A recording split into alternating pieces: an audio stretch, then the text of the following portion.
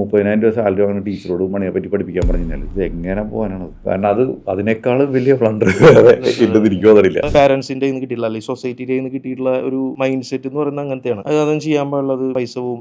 ഈ ഒരു ട്രേഡിങ് അല്ലെങ്കിൽ ഇൻവെസ്റ്റ്മെന്റ് എന്നൊക്കെ പറയുമ്പോൾ മൊത്തത്തിൽ ആൾക്കാർ പറയുന്നത് നെഗറ്റിവിറ്റിയാണ്. ഇതൊക്കെ പൈസ പോകും. ശരിക്കും പറഞ്ഞു കഴിഞ്ഞാൽ ഇതിന്റെയൊക്കെ പ്രാധാന്യം നമ്മളുടെ ഒരു സ്കൂൾ സ്റ്റഡീസിൽ നിന്ന് തന്നെ തുടങ്ങണമെന്ന് എനിക്ക് പലപ്പോഴും തോന്നിയിട്ടുണ്ട്. കാരണം ഫിനാൻഷ്യലി നമ്മൾക്ക് എന്ത് കാര്യം ചെയ്യാൻ പോകുമ്പോഴും നമ്മളൊരു പിൻവലിക്കും. അതായത് നമ്മളെ പാരന്റ്സിന്റെ കിട്ടിയിട്ടില്ല, അല്ലെങ്കിൽ സൊസൈറ്റിയുടെ കിട്ടിയിട്ടുള്ള ഒരു മൈൻഡ് സെറ്റ് എന്ന് പറയുന്നത് അങ്ങനത്തെയാണ്. അതും ചെയ്യാൻ പാടുള്ളത് പൈസ പോവും. അങ്ങനെയാണ്. എഡ്യൂക്കേഷൻ എത്രമാത്രം പ്രാധാന്യമുണ്ട് സ്റ്റാർട്ടിങ് സ്കൂൾ ഡേയ്സ് മുതൽ തന്നെ പഠിപ്പിച്ചു തുടങ്ങേണ്ട ഒരു സംഭവമാണ് ഇൻവെസ്റ്റ് ചെയ്യാനൊക്കെ. സ്കൂളിൽ പഠിപ്പിച്ചാൽ നല്ലതാണ്.